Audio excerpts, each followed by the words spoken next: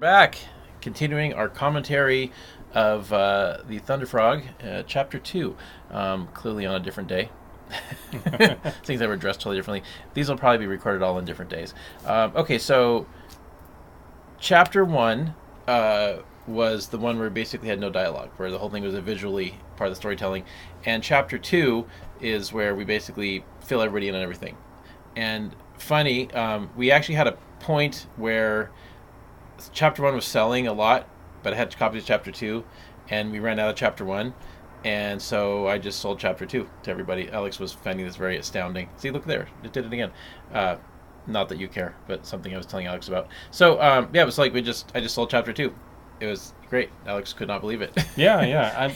Well, I mean, especially it's one of those things of like, when selling books, if you get into the field of being a comic book creator, selling number one is super easy because it's that fact of like, it's the kind of like, hey, kid or adult, would you like to try? Would you like to try this comic book? Well, there's for only $5, you can try this. Well, there's a secret to it. One is we have online, so people can go read issue 1 online if they want to, and secondly, you just don't tell them what they're buying until you've sold it to them. I just did my sales pitch, selling the book. They bought it, and once they complete the sale, I go, this is number 2. We just sold out of issue number 1, but we have the whole thing on our website, so you can check out number 1, and if you like it, keep reading. And people, nobody gave me any trouble for that. Actually, it was amazing. I would have expected to have more trouble than I got, but right. So, but it's also the fact that I think really comes in is the passion behind the project, between like Tayson's art and the style that he does, the way that he does faces, the way that he does characters. Just like looking at some of the pages, it's just amazing of like how, this is something that I've always felt like is ready for Nicktoons or maybe like Cartoon Network, but maybe a little bit more Adult Swim. I'd like something where maybe a little bit more creative control, but I don't think it would be. Yeah, but this is a kid's show, waiting to happen. But it kind of getting back to what you're just saying. But the point is, it's like this is something where it's like, like Invader Zim.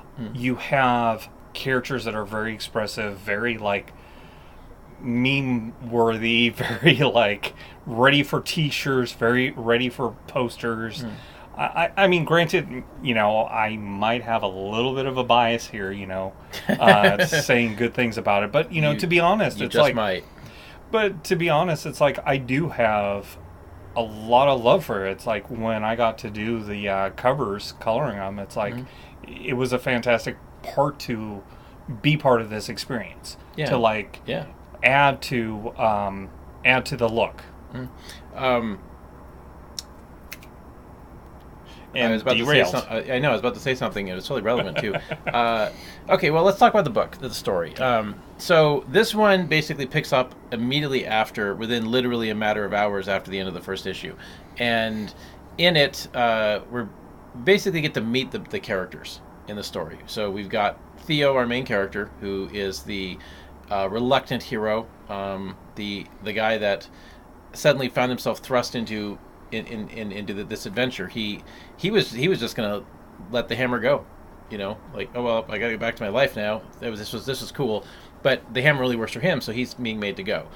You've got his friend Helene, who is I should know this. She's basically a ferret, and and then you got a character named Quad who shows up, who's essentially like, using D&D terminology, he's basically the rogue of the party. But you end up finding out eventually he's basically got one level of cleric, and the rest of rogues. And then we also have Martis, who is the Badger Squire, who believes that he should have had the hammer. Now, if you remember from last issue, a Badger Knight was killed, and then he had the hammer, and then as soon as Theo uses the hammer, suddenly letters appear on it, which were not there at the beginning. And it was actually supposed to be a detail that I was trying to get in the artwork, which we couldn't quite work out, where the letters had been filled in. Part of the untold history of this thing is that at some past time period, the hammer quit working, and the people who had it didn't want to lose the relic. They wanted to keep it in the family, and they didn't want to have it be taken away. So it was still an indestructible hammer, a really awesome piece of weaponry. So they had a weaponsmith fill in the letters, and as soon as the power activated, it basically blew out the slugs, the metal that was filling it in. And so Martis is. I love how Tayson presents him as just a smug prick. Right, and now he is a duckbill. We're talking about quad. Or quad is a platypus. Exactly. I described all the races in the back of the first issue, but he's not a duck. He's specifically a platypus, and there's a reason why I did that, which I'll get to in a second. But we were gonna have the Ninja Turtles books in this thing. Okay. And then the other character is Haran, who is a female armadillo, which I actually call armadillos, but she's this huge monstrous woman. So the decision actually to have him quad be a platypus actually came about for two reasons. One was because there were platypuses presented in one of the Ninja Turtles RPG books that was focused on Australia, and they looked kind of awesome. And the other thing is I recently had, at the time I was writing the story, I'd recently learned that platypuses have these spurs in their back feet that are deadly poisonous. And so I got this idea that a platypus race might have a circumcision custom to remove the spurs. And so I wanted to kind of have that. I thought that was fun. So that was kind of what, those two things inspired it. And so there is something I want to mention, though, like looking back on it, this was kind of like at the so this book actually got lettered 3 times by the time it's done. And the first time was by somebody else did it for me, or he had done issue 1, and then I kind of I kind of lost track, but basically I had to pick up from somebody else I wasn't happy with, re-lettered the book, and then I was lettering it. By the time I get done with chapter 6, this was where you started getting into lettering. Right. Well, I had to, if I remember because right. I'd already tried two letterers, and both of them were completely uncooperative, and so well, that's actually not entirely fair. One of them was perfectly cooperative; he just wasn't happy with the changes I wanted, and then the other one was totally unworkable. And I basically it's kind of the thing where you want something done right, you have to do it yourself. And so, plus it saves a lot of money. Just quite frankly, you can save a ton of money. And so I get, by the time I got done lettering issue 6, I realized my style had evolved so much that when I went back to look at issues 1 and 2, I'm like, ugh. So I had to re-letter the whole thing just to catch up with issue 6. Right. And I think that is something that's kind of an interesting, like looking at various other comic books from other industries and such. Now, being an indie company, we have that capability of like, if we see something where like our skills, our abilities, or the people that we do hire, like, maybe there's something that we don't like, we can see about having certain aspects like redone. Yeah, but we're also not high enough up the ladder to force it either. True. And sometimes it needs to be forced. Right, but there's also the point that I'm bringing up is like with these bigger companies, the deadlines that they have to deal with. The fact of like, so the months, if not year, before it's actually launched into the public, it needs to be ready to go. It needs to be printed. It needs to be ready to go to stores. And I remember a lot of times where it's like, there are a few artists or creative people that get a chance to, fix attributes that they don't like. Because I saw this one Batman where they were able to actually fix the art. Well, yeah. Was that one where they were putting out so quickly that he looked like he was buck-toothed or something, and they had to fix that later? I think that was with Injustice. But, well, see, the thing is like, when you're dealing with, like a regular mainstream book, right? In a lot of cases, the script may be delivered to the editor 2 to 3 months before the book is actually going to be on the shelf. So you don't have a lot of time because they have to pay these writers, and if you're writing a book 6 months before it's going to be printed, that's a lot of money to be putting out the door, because you're getting paid for the page that you wrote, Right. and that they can't always afford to do that. But that also explains why some of these books have such bad editing. And in this case, Thunderfrog, I had 2 years almost, I think, to write the story, and and the story had been kind of in my mind forming even before the writing process. So it's one of those things where So just to make sure for like people that might be listening to this for the first, Sure. even though this is going to be video too. Yeah. It was Hopefully they check out the first one. Was it 2011, 2012? Oh my God, you're asking me to do that. I'm Yeah, not yeah. good with dates. I mean, I've had this comic for almost 5 years, I think. A while, but A little bit. I want to say a little bit more than 5 years because it's well, like. I was in production on it when we ran into each other at Comic-Con. Oh, fair enough. Okay, Hey, so that's part of the problem. If you like want to I've seen. verify dates, check out the pre-video just before this, where Yeah. we actually figured out what the time is. So we're gonna keep moving forward, but it's like I spent a lot of time with this, right? And Tayson did a really good job of sticking to the the script, but then I still had to go in occasionally and edit things and move things around, and like sometimes dialogue got shifted to people. And there's actually we'll get to this when we get to like I think it's chapter 5, but there's actually a scene which always bugged me because I realized that I gave the lines to the wrong person, and we actually had to go back and like redo a panel. The problem with this, right, the story for me as a writer is that I was thinking, I was creating an RPG story, right? I was coming off of this experience, basically having spent many years running role-playing games and telling stories in that environment, and taking that knowledge and experience and bringing it to comics. And I had this story, and I was thinking, okay, like I was basically thinking in terms of your Star Trek formula, where you have your big three, right? Like as the story evolved, there were 3 main characters that came to the top, right? Where you had Theo, who's in the middle, who has to go on the adventure, right?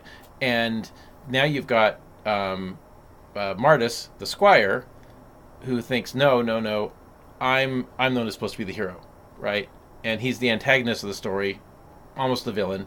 And then on the other side you've got Quad, who's this religious fanatic, who goes, no, he's the chosen one.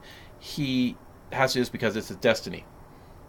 And so you have these 2 things where like Martis is bringing Theo with him because he has to, and he completely believes that because he's of noble birth, he's better than you, and that as he puts it, some dirt farmer should not be has no right being the chosen one. And which I always think is funny because it just means you were chosen. It doesn't mean that, anyways, doesn't mean there's a destiny. It just means you got picked. But yet Theo is kind of one of those people that's like, also expressing true greatness, where it's like he realizes he has to go, so he's doing it because it appears that he actually has to, and nobody else can do this, Right. and so it's like to just be an average regular guy and then step up and actually go off to war because nobody else can do what you can do. And I think that's kind of extraordinary and heroic, right? And I wanted that kind of a character, and who is just a basic decent person that will step up when called. But you basically have these 3 characters, and there was no decision to make them male, and there was no decision like there wasn't a gender bias in there.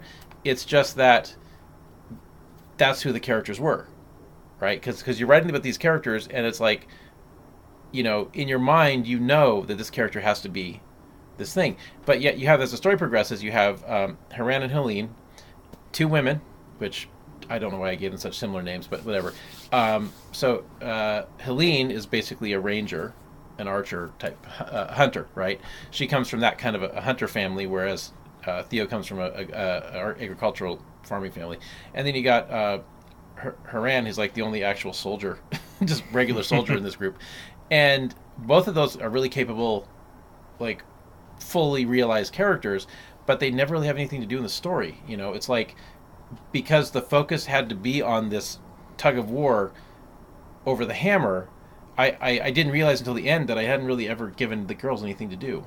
Hmm. Except get in there and kick some ass. They had some dialogue here and there, but they never really did much, and I really regret that. And it's something that I would definitely fix if I went to rewrite it. And then, unfortunately, because of how the story has to go, the second graphic novel is kind of in the same boat, where they like they're there and they could do important things and they're involved in the story, but yet at the end of the day they don't have much to do, and what the story has to be like, it's like I kind of, I know it's weird because like I wish I could give them more, and I will eventually, but it's Well, I imagine it's like, not chauvinistic. It's not sexist. It's just like it's a story, and sometimes the stories are about men, sometimes about women. It's just that's just how it is. right, and just the focus of like the character arc, the development is really about these three characters and their journey, and but I mean, it's like I've also seen where it's like you have books out there where, suddenly they cut to this other part and force in something else. Yeah. And but I mean, that's that kind of thing of like, do you go for what the story that you're looking to do, or do you go for demographics? Do you go for like, this is my target, type people? And right. Well, and as a creative person, I imagine it's like, yeah, you got that in the back of your head, but at the same time, when you were initially doing it, you wanted to do a good story. And that's all I did. And the story was basically genuine and honest. And it wasn't because I'm a man, so I'm writing about men. That's not the way I operate. But sometimes, like, and I know this is going to be a charged thing to say, and it certainly is. Feel free to comment on it. You're well. I can take it. But the thing is sometimes the idea of like, okay, now we're going to write about women, right? There's an agenda there. It's not something that's really there organically. And like the reality is that there is, I know it's not popular in the United States, but it's also a new thing in the United States that women are out there in the workforce. Like, it's kind of a new thing, right? Like, I mean, there have been times when women have been, like, you got Joan of Arc, who somehow was able to convince all these nobles and lords, like, hey, give me command of your army.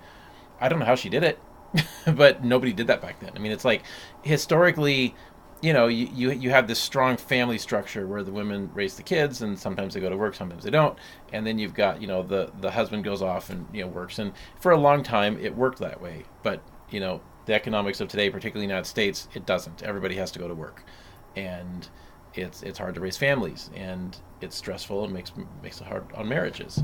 But like, as far as this particular story, it came from a very pure place. It was just simply, I knew who the five characters were, right? The five main characters in the story, and they had to be like, they had their personalities, and they, like, all of these characters, like, they have backstories, and like the hammer doesn't work because I need it to work for Theo. There's actually, like, I know I've explained this to Alex, but there's a secret origin to it that I can't reveal yet, and we won't find out about that till like book 4, I think. But it's like, it works a certain way, and it works a certain way for a reason, and it works because it has to work that way, and it is actually possible for somebody else to use it, but there's a sequence to it. Right. And this is kind of one of those things of, if you're watching this video, it's the fact of, we don't want to do spoilers. Yes. And it's that buildup of a story. Yeah. And I mean, that's kind of that thing of having a mystery, having something where, like, there's reasons behind what the characters are dealing with. I always feel like what makes it interesting. And, it's that level of, there are some characters where having a mystery for almost ever is sometimes what actually makes them more appealing than the fact of, like, oh, here's the box that they are, here's all the details, here's Logan as what James is. I really wish, by the way, that when we had launched this thing, that we had a way to set up comments on each page. Like, I know I've seen some webcomics where they do that. I don't know how it works, but the ones where I've seen them do it, frequently you can't scroll between pages. It's like, sometimes they're just posting it wherever they post it. It's just, like when different setup within the website. Yeah, it's like with the Morgan comic. I couldn't even figure out how that worked on the website. It's like I'd have to. With Kate's. Yeah, so I couldn't make any sense of of her website thing because she posted it like a live whatever. It doesn't matter, off topic. But so it's like it would be interesting. That's a first. I know, it'd be interesting to see how people respond to some of these things individually because there's interesting plot points. So the centaur people, right? Yeah. So that was something. Okay, so we're dealing with mutant animals, right? And I wanted to explore kind of just more creative ideas. Like last commentary, we talked about the mastodons, and I wanted to have centaurs that look like they have a horse head, and it's actually interesting too because that was it's an odd idea, and I probably should have abandoned it because when Tayson drew those at the time, that was the one thing he couldn't get a handle on. And all the art for those looks kind of like a mess. Right, but that kind of goes into that progression of like watching Tayson grow out of these last 5, 6, whatever amount of years has just been amazing. Of like seeing him as an artist, of just like the stuff that he does now is just like it definitely blows out. Everything that he did during this time period. But at the same time, they're not totally bad, but I do see what you mean by it. Well, the thing is I certainly don't want to insult my friend, but he was, when I mentioned him I wanted to fix that, he was like, oh, thanks. I'm so glad to do that. But so, it's like that opportunity, like we were talking about lettering, where it's like, this is something where it's like there has been improvement in his work capability. Yeah, and on the lettering point, I think I remember what the part I forgot earlier. It suddenly hit me. The part about my lettering, like lettering is fine. The part what drives me crazy about it now, looking at it, and I almost would want to go back and fix it, but I can't actually. Is that I kind of wish I put curved tails because I was when I was first lettering, I was kind of in a straight triangle kick, and it doesn't matter actually because like a lot of guys do one or the other, but when I do book 2, I'm probably going to switch that part of it up a little bit, but it's one of those things I kind of wish I could go back because there's a couple of those tails that don't quite look right to me now when they looked okay at the time, but what we ended up going back and redoing the design of the war horses, the centaur guys. So we've actually got those art assets, and they're going to be integrated into the book when we do the graphic novel, and so that's fun. That's going to be a project we'll probably have to get together on a Sunday, and that'll be the main project we do for that Sunday. Right, coming up pretty soon actually. Okay, let's take a look at some more pages here. And again, like we have some really neat fight scenes going on here. Like they're pretty well choreographed. We got a lot going on. And one of the scenes here, kind of getting back to like not giving the girls enough to do, I have this sequence where the Armadillo character knocks Theo to the side to save his life, takes a massive spear right to the chest, and that was kind of that sequence was there for a couple of reasons. One, because I wanted to illustrate how durable she is. Like she took the shot and just gets up from it, but it knocks the wind out of her. Right, that almost makes me think of like the characters with healing factor in stories. You need to show that they have healing factor. Yeah, it's kind of the fact of exactly. Like Deadpool, Wolverine, even Slade Wilson. With even like his level of healing factor, you need to like showcase that it's like, oh, okay, they can get injured, they can get shot, they can get decapitated in some cases and still get up. Well, in this particular case, it served a couple of purposes. Is that one, I needed to motivate Theo. He's like, oh my god, somebody did this for me. And it's one of those moments in a character's evolution where they start to wise up a little bit. But the other reason was to establish a bit about like with Quad, the platypus character. And in this battle sequence, like we don't really pull any punches. Like they're killing dudes. Like he ends up nailing one of the horseman guys in the neck, and then Theo kills it with a lightning blast. Bolt. And I literally could have had a back snapping sound effect, which we did not do. So in his backstory, which we'll get into more of that later, but he does, like in our world, even though there was a magic, quote unquote magic doesn't really exist. It's psychic powers, but there are wizards, which we're going to meet a wizard character in book 2, and he performs magic, but it's like it's so ritualistically tied in, like it got so much ritual surrounding it that okay, whatever, it's magic. And there's again a lot more to this, which we'll be going into later, but Quad was one of these characters who early on had demonstrated psychic healing abilities, and that was a big deal because it meant that he automatically gets into the priesthood. And so oh my god, see the power's dropping really fast. Hold on, I'm gonna turn down my screen a second, so that we can had to recharge this tablet because I forgot to charge it last night. So pardon my lack of professionalism. Okay, so let's do that. Let's see if we can buy ourselves a few minutes. So Quad has a big backstory, which we'll be getting into in a lot more detail in a future book. I don't want to talk about it all right now, but obviously. He didn't end up as a priest. He had a much different adventure along. He's the guy that's in the military and kind of unwillingly. So we'll just leave it at that. But he's actually one of my favorite characters. So I do find it interesting that Tayson's favorite character is the asshole. He loves Martis. So and that's actually interesting too, because Martis is a good character, but I never intended for Martis to make it out of the story.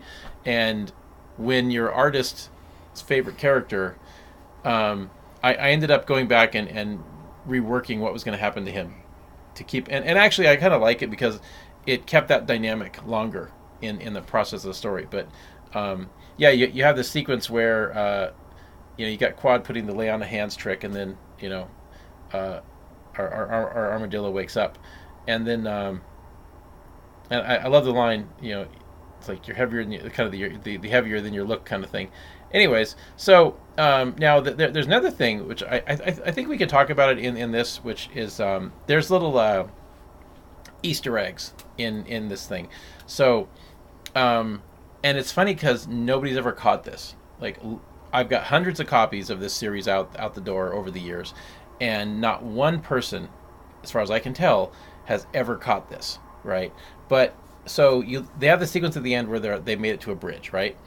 And if you look at the bridge, there was very specific instructions given to Tayson on how to present it. But basically, if you look at like second last page or so, they try to destroy the bridge. The lightning comes down and it knocks a hole out of it, and it leaves this tangle of wormy things there. But then the bridge doesn't go down, and that's when Theo realizes he can just go boom, and then the lightning goes every direction. It's kind of like I like how he just instinctively can make it work, but there's all this tangle of stuff. Nobody has ever caught on to what that is. Should I say it? Oh, it's rebar. It's rebar. Yeah. But that goes into like the depth of what's going into this world. But the fact that this bridge has concrete and rebar. Yeah, and actually it's kind of a funny thing because like Tayson and I talked at some length about the design, and if you go back a couple of pages to when they first see it, you'll notice that there's a circular pillar holding the bridge up. Right, like something that was done through modern modern construction techniques, right? Because here's the thing. So what the instructions were to Tayson was that, like, okay, so we make a sidewalk out of concrete, right? And then it gets rained on, or your driveway or something, right? It gets rained on, and over time the rain erodes the particles, and you have pebbles. Rocks are sticking out, right? The surface of the bridge was instructed to be drawn that way. Yeah. But the bridge has been maintained and modified, so you have the basically the stone and mortar construction for the sides of the bridge, which is newer, right? But it's not the same materials. So like this bridge is made of completely different construction techniques. Two sets of construction techniques, and so it's like it's almost kind of like in Europe where you have Roman architecture, mm-hmm. and then other European architecture build on top of it. Because they maintained it or Right. tried to finish it. Or fix and Yeah. add additional things for the time period. And it was interesting that there was no effort to hide this Easter egg. We went out of our way not to hide it, actually. But yet, for some reason, nobody ever catches on. Like, I point this out to people, go, oh, yeah, that's interesting. Like you're so used to seeing this kind of construction that you never think about it. Right. Especially in the regards of a modern situation, but it's the fact of, like, this is a fantasy story. But it isn't, though. Yes. And that's kind of... and that's one of the things which I like, is that I do like mixing genres, but what you basically have is a story with the aesthetic of a fantasy story. It looks in every aspect like a fantasy story, but yet it actually isn't a fantasy story. And I guess that's all I can say about that. But it's kind of like, it would be kind of fun to say, like, you have you could look at a story about these adventurers, right? People having whatever quests they're having on a planet, and then one day they meet John Shepard and and all these guys from Stargate, and it's like, oh, these people came from another world with all this advanced technology. From the perspective of those guys, it's a fantasy story, and suddenly they meet these weird travelers. Yep. But yet the show we actually saw was from the viewpoint of the travelers. So it could have been the other way. And so, it's an interesting point. Like, that's. And there's going to be lots of little things throughout the book. This is probably the only one we're going to draw attention to, but it's an important point because nobody catches it. It's like, what, you think they're worms digging through the rock? I mean, that's like, oh my God, why is my nose itching? But that's kind of one of those interesting little Easter eggs that we put in, and there will be more as the story progresses. Like, it's going to, we'll definitely get into that in more detail. But that's so that's issue 2. Oh, by the way, so at the end of the book, we see that the heroes are being pursued by this enemy army, right? So in chapter 1, there was this battle taking place between hit okay. So what you've got going on is you have an expeditionary force that was out here doing recon because there were stories of barbarians attacking the border, right? And then turns out they're more organized, actually, than just simply barbarians, but they actually found that enemy. They engaged, they killed some of them, and then some of the heroes were killed, right? But then here you have, so the group we have is made up of a couple of locals and the survivors of that little expeditionary force. And then it turns out that there are more of the enemy out there, and they're pursuing our heroes. Now, one of the characters we see here amongst this group is a rhinoceros. Okay, now I hate it when you get nose itches and it just won't stop. So this rhinoceros character, who you see, was basically something that Tayson invented as a doodle, right? We've got a character that looks like might be a panda bear. There's this cat person. These are just kind of just people. Mere folk-ish. Yeah, who knows? Like he was just making up fun stuff. Like I was like, hey, yeah, create some, and then you got here's the rhinoceros again on the next page. Now we got a lizard here, and he's just having fun designing cool stuff, right? Now what ends up happening is there's an owl there too. So what ends up happening is they'll get knocked into the water, and you basically find that only one of them survives the lightning blast. Is because he's just durable as all get out. And then, but because that character was interesting in issue 2, he ended up becoming the one who survived, and excuse me, who survives and goes back to make the report later on, which we'll see in a future video. We'll talk about that. But that character came to life and became an important character in the story, because of that one little doodle that was fun and interesting. In fact, he actually becomes, because like in book 2, there's kind of a split where people go in different directions, right? And that's part of the reason why some of the female characters don't get well developed, is because we have so much ground to cover with all these other characters, and that guy ends up becoming a main character in the story. And and I think that's kind of an interesting thing of like thinking about that, of hearing about this as much as like other various series where I've heard about the creative team, not only the creator, but like not just the person that's writing the script, but like the artist, the entire team actually adding in their 2 cents, and like in how like a story develops. Like, I think that's one of the things that in the base form of like early part of Lucas, like with 77, 80, and 83, like with his films, having Jim Henson, having like all these Frank creative, Oz, and Frank Oz, and then we end up finding out that his wife at the time was really like the one that made Star Wars good. Because it was like because there were people there that could tell him no. Right. Hold on, you keep talking. I gotta. So it's like, my whole point is, having that capability of having a doodle that becomes something more is such a fantastic part. It's like, what if you did not allow that?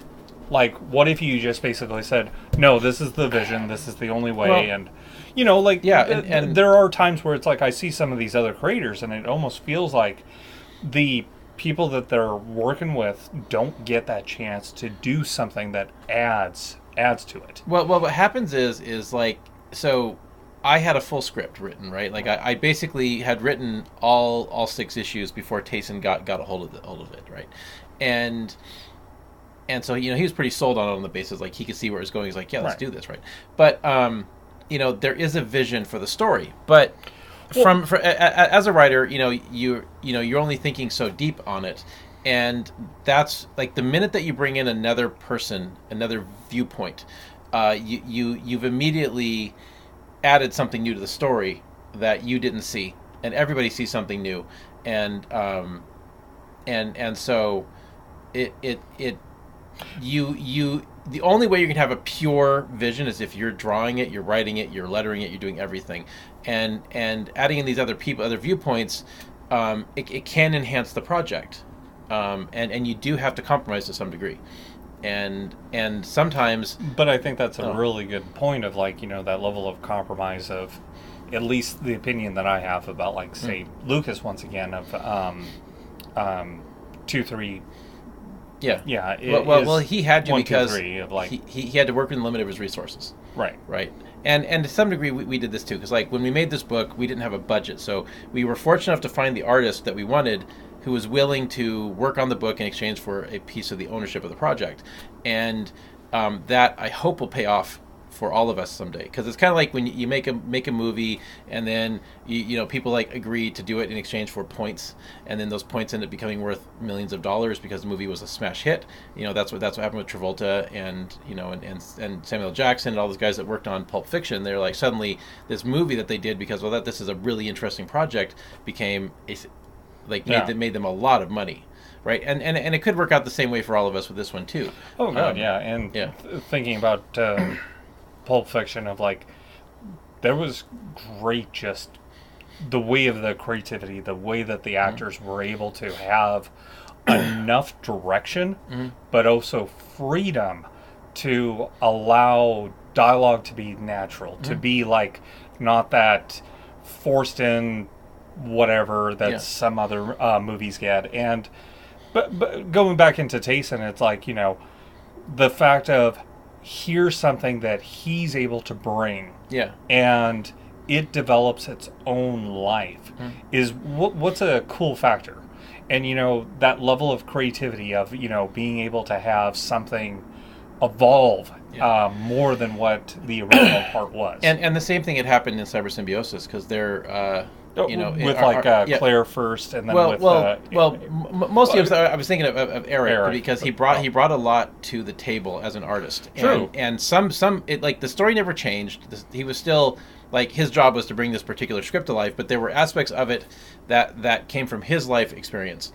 And his styles, his the loves that he has of like, and there were characters that came into existence because I look at what he drew and was like, okay, so this character I want to use down the road could actually be this guy that he drew. And now we have the character appearing at the beginning of the book. If I remember right, like you actually, you did 2 additional stories that you wrote of 2 bar scene people. Yeah, and like there was other. Yeah, and stuff and it's kind of like, who are these people? Like, these characters interested me. It's like, oh my god, who are these people? Right, which almost goes back into my Star Wars thing of like how at the bar, everybody has like a backstory. Everybody has an action figure. Yeah, everybody has. That's amazing. But then there was also this character that I had intended to use later on in like the fourth or fifth graphic novel. Oh, and then you just basically saw this. Yeah, and drawing of a random. Right, and all it was okay. We need a bouncer. I want the bouncer to be a cyborg because this is the kind of society it is. Like this is the cyberpunk world. So right. Draw a dwarf with cybernetic arms. And when I saw the character, I was like, oh my god, this could be that guy we're going to use. So I love the design. I can just picture of like his braided hair back and like he's got the beard, the muscle shirt, and just and the wife beater. But yeah, right. And the same thing happened here because they're because like in the first issue that was the first one where I did the layouts for the pages, and so Tayson drew based on my layouts, but they're not good layouts. Like I don't consider myself good at that. You know, I prefer to work with artists that can bring something to the table in that regard. And after I saw what Tayson can do, and we'd had basically finish the first issue, and we kind of knew where we'd figured each other out. I'm like, okay, well, figure out the layouts for issue 2. And he did, and they were better than mine. And he's been, what would happen is like you turn in the layouts, and then I look at them, and I go, okay, we need to push in here, pull out here, like let's combine these two. It's like, well, it's almost like, not only with your comic experiences and role playing experiences, but like, I would almost think of like you doing all this stuff with the web series has basically helped you get that kind of like mind's eye of like going web comics or no. We've done various stuff with web companies a little bit, but I mean still it's like enough of like learning part of their things, like with gamers with a lot of these other shows. It's like understanding like like how you were saying about like this needs to be closer, or this needs to be a wide shot. Well, there have been a few times that I had like you have to tell the artist, okay, well, we're too far away. We need to be closer to the action, and there's times when you should pull back. It's like because the thing is like, again, you have to make compromises. It's a cooperative medium. The artist can only do what he can do, and sometimes you just cannot, get the point across. And sometimes you realize you've hired the wrong guy, and you got to fire him. I've had to do that more than once, but unfortunately, and it usually comes down to a language barrier where I decide to work with somebody that doesn't speak English as a native language, and they just cannot understand. But that's definitely a story for some other time. Totally is. But like you have a story you're trying to tell, right? And ultimately, the point is this story has to be communicated, and has to be communicated well. And there are certain road marks you have in your mind, like certain key points that have to be present. But ultimately, what tells the story the best? And the artist's job is to make it dynamic and interesting and exciting to read. And I think Tayson definitely injects a lot of life and action into this. And we'll definitely be seeing a lot of that, a lot more action in book 2. I think things get really crazy. So yeah, I think we're coming up on about 45 minutes now. So I think we're probably near 10 o'clock. Yeah, we need to call this video, and we'll probably pick up hopefully soon with the next one. So actually, it's kind of funny. I want to mention something. So when we did the covers for issues 1 and 2, you were the only one that covered number 2, right? Color it, I think. I believe so. Yeah, because so the guy that had done the lettering on initially lettered issue 1 had also colored the cover, and that there were points where I didn't have a picture. Like it was a black and white book, so I wasn't thinking in color, right? And I didn't know what I wanted everything to be colored, right? So this particular guy, he's like, he gives me some colors, and the colors are completely backwards. Like they don't make any sense. Like why would Theo have a red shirt? And then he makes like he gives it a purple sky with purple lightning effect. Right. This? No, I do remember, but I think it's like I forget how the conversation came up, but it's like I think I was, or maybe it was you, like telling. Well, what happens is I basically ask you to recolor the cover more appropriate, and after some time I realized, okay, well, he's probably wearing leather, so it's gonna have to be brown, and we basically just color it more appropriate to like what the environment should be. And Alex colored chapter 2, and it looked fantastic. Thank you. But what? I definitely have to say it's like. Well, you always bring your A game for Tayson's work. Well, it's like. But I think it's like that level of it's a beautiful marriage, and like his style and the colors that I can do for like his stuff. I feel like I can definitely nail it. Sure, because it's like the thing I was getting at though is it turns out right. So this other guy. And again we won't mention his name, but we were trying to come up with a logo for the company, for the Thunderfrog company, because we needed to kind of like rebrand, relaunch.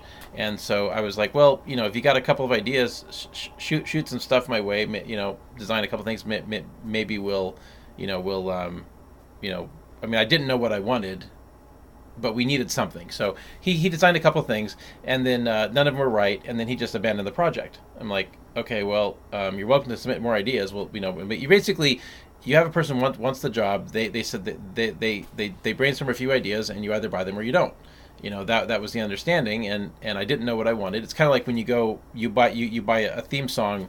If the guy creating the theme song doesn't come up with anything, then you don't pay him. Like, he doesn't get paid unless he sells the song, right? That's how it works. And then the guy turned in an invoice for something and tried to bill me for this for the logo designs when he abandoned the project before it was done. But what was interesting, and this had been pointed out by Keenan Reed, was that every time he did one of these things, he always did the colors of his brand. Oh.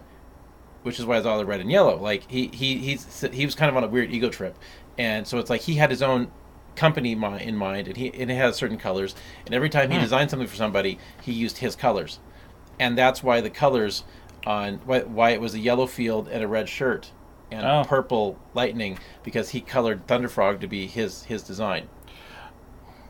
No, I get it. I mean, I can definitely see it now, because I can think about the various projects that this gentleman did. And once again, no names, because that's